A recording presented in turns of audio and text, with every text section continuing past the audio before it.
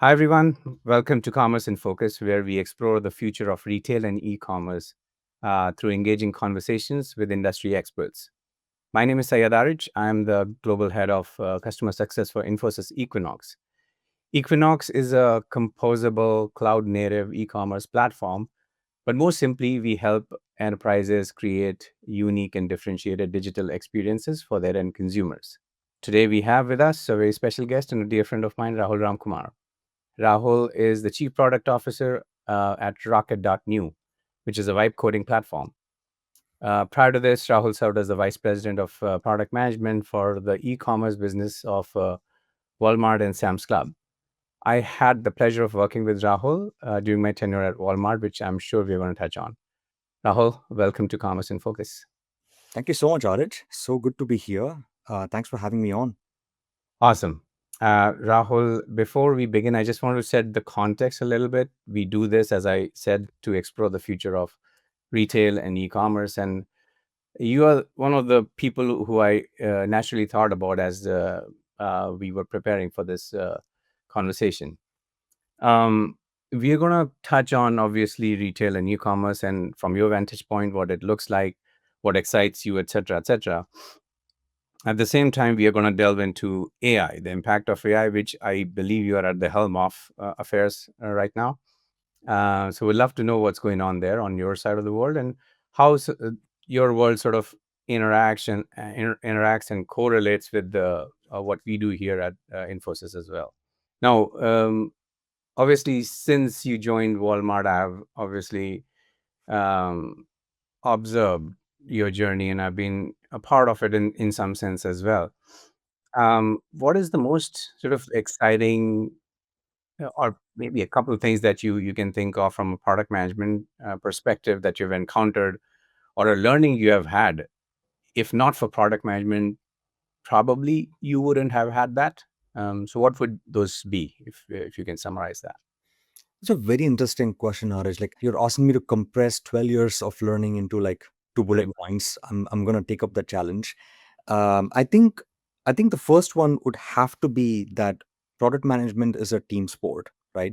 I guess any problem solving is, now that I think about it, right? Product managers are nothing but problem solvers, I think, at the heart of it. The second one, I think, was when during COVID, I was tasked with figuring out, like, how do we for folks who don't know, like, the Walmart business, like, we've always had, or we used to have, like, up until like 2020, two different, I would say, storefronts or apps. One primarily focused on all of our grocery offerings, and the second one focused on everything else, which we broadly used to call general merchandise. And during 2020, or like right before that, like, I was tasked with figuring out how do we have a single, like, app, that actually allows our members and customers to shop for anything and everything they want at Walmart in one place, right? Now, the ask was simple, right? Like, and very logical, because think about it, right? Like, in a physical world, let's say you enter a Walmart store, right? Like, you enter through one door where there are groceries. Let's say you shop for groceries, and you complete that and you want to go on to the electronics section or the fashion section. There is no stoppage in between. No one stops you and says, no, you know what, you can't move there. You have to pay for what you bought, and only then can you go shop there, right? Like, so we don't do that in the physical space. So we were like not sure why we were doing that in the online phase, right? But harder to solve because these were two different business models that had emerged online, and there were teams around them. There were a lot of, like, entrenched beliefs and, I guess, preconceived notions around what would work and what would not work. So for me, that was second biggest lesson, again, though disguised as product management and problem solving. It was, again, something to do with people, right? So if I sort of take both of those lessons and play it out, in terms of, like, also what I've gone through early in my life, I guess every single time the universe has been trying to tell me that, all management is change management, and all change management is managing people. And how do you sort of manage mindsets, and how do you bring people along, and how do you, like, instill belief that, the art of the possible is actually going to happen. So I feel like that's probably the gist from my Walmart career, which is, Yeah. it's been all about people, and Walmart is a relationship driven organization, and very proudly so. And I'm a product of that. 100%. Great examples, Rahul, and I concur. I think retail, by and large, is a very relationship based business, and now I have had the fortune of working for multiple retailers, and wherever I have been, Nordstrom, Walmart, obviously, and then more recently Walgreens.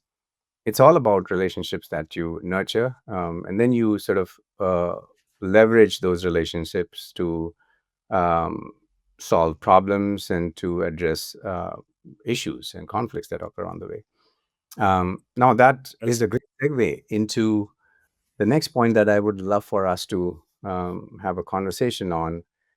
We talked about the past, we talked about the relationships at the center of everything in the retail world. Um, Now, AI is, entering this world and pretty much every aspect of our daily lives as well. Now, how do you see AI impacting retail in the future? Now, no one has a crystal ball, obviously, but you have a very unique perspective and a vantage point that is different from many of us. So, would love to know your take on how you see that, and what should be our role as product and customer success leaders to play in that world. Look, it's $1 million question that everyone is asking everyone at this point in time, right? Like, and people are like, just tell me what is it going to look like? And I wish it were that simple. We must use AI in different capacities to first learn, right, and then to see like how it can actually help us, be better humans. Number one. The second one is like, I was just talking to a very senior industry leader right before this, and she very interestingly said like, hey, I'm very paranoid. I use AI because I'm very paranoid. Like, if I don't, will it or someone using it replace me, right? And that's actually not a bad thing. Like, fear is actually a survival mechanism, and paranoia is a survival mechanism humans have had like throughout evolution, and it's not going to go away.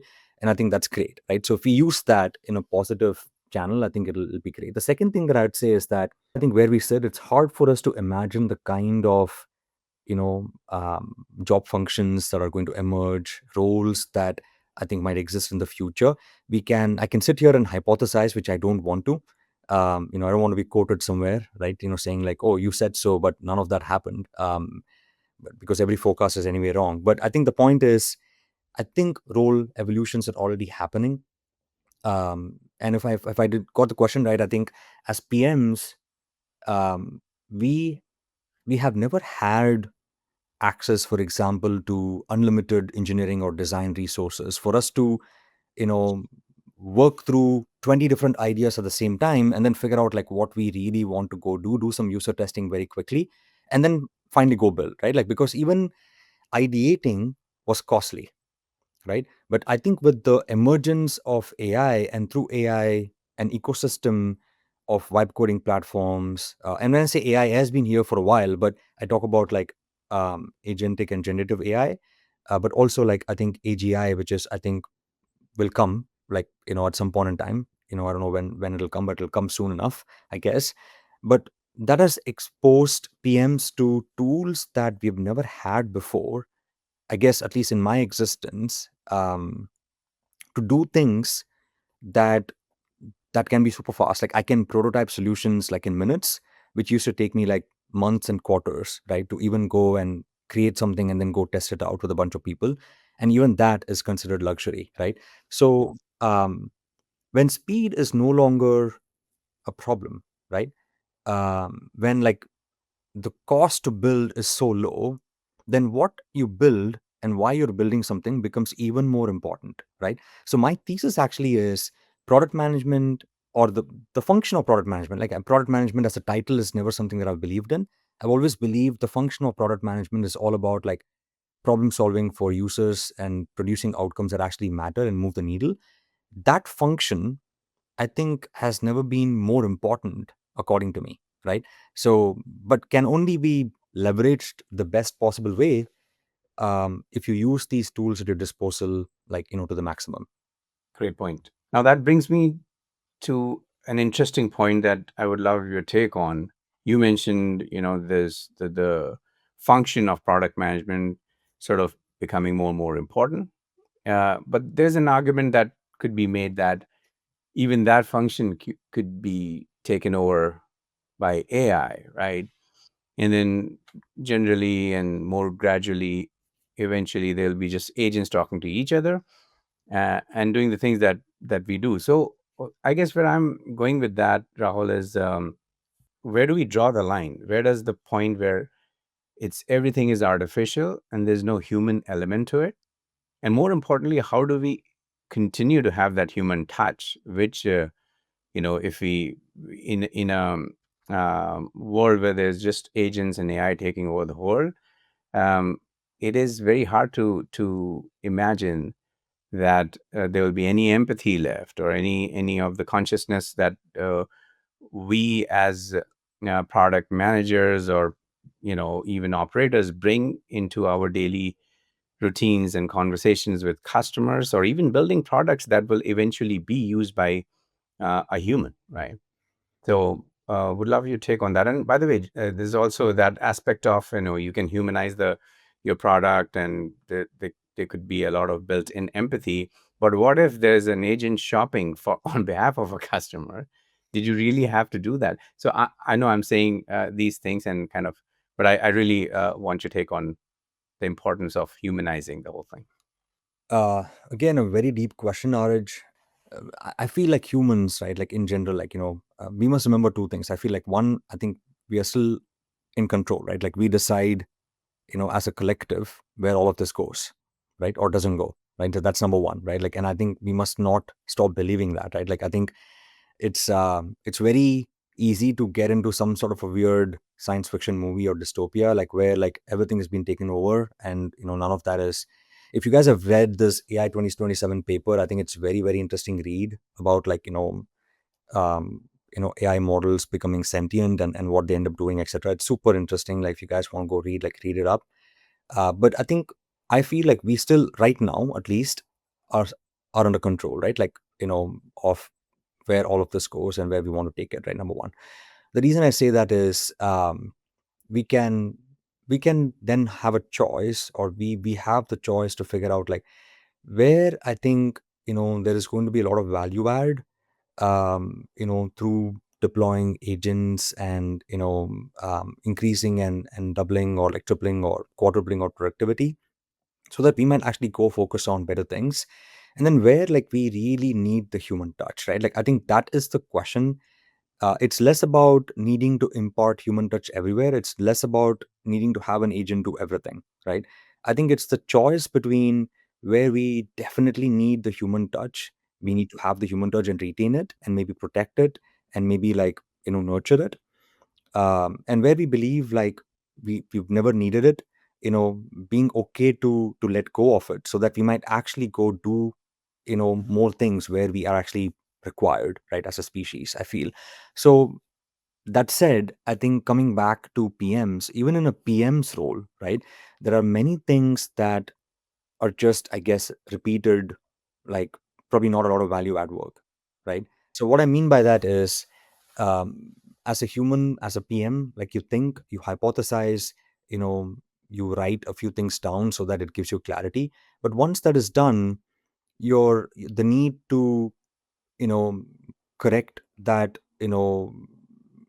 grammatically, like to expand into that, to think through like, how do I integrate with a bunch of tools so I can sort of create tickets so that my engineers have stuff to look at. Like all of that I feel is busy work, right? Which I think an agent can completely automate, right? But should you let the agent tell you like what you should really go do for your customers? To an extent, you can to seed your thoughts, but ultimately, like you have to own that decision, right? Right. So I feel like that's an example using product, right? But the same is true for like to your point, like humans. I'll give you a simple example. Agents today can read X-rays way better than I'm being told. I'm not an expert in the field of medicine that a doctor can. I think you might have mentioned this to me as well, like when you and I spoke, right? And should you allow them to do that? I think yes, right? And then like you just want the human then to be able to figure out the rest of the context, which is not contained within that image, in delivering that message, to a human who probably wants to understand what this means for them, right? Right. So I think there are applications like that. Like if you again go back into first principles into every single domain, we would start sort of imagining like what it could look like. And then, as the name of the game is, you continue to iterate, you continue to learn, you continue to have more things being driven by agents, and in certain things like less things being driven by agents, right? As you learn more, um, I think the opportunity is going to look very, very different going forward. Yeah. Yeah. No, great points, and something that I have been thinking about. I think we should acknowledge that we are sort of getting into that realm of what's possible, what's not, and then also having those sort of philosophical discussion about that, right? Which is also happening in terms of ethical AI practices and stuff like that. Um, but to your point, it at the end of the day, it'll be a choice that corporations, enterprises, medical facilities, healthcare operation centers, they're going to have to make. What is left for AI to take over, and what's something that we should, as humans, should continue to curate and deliver to the world for sure.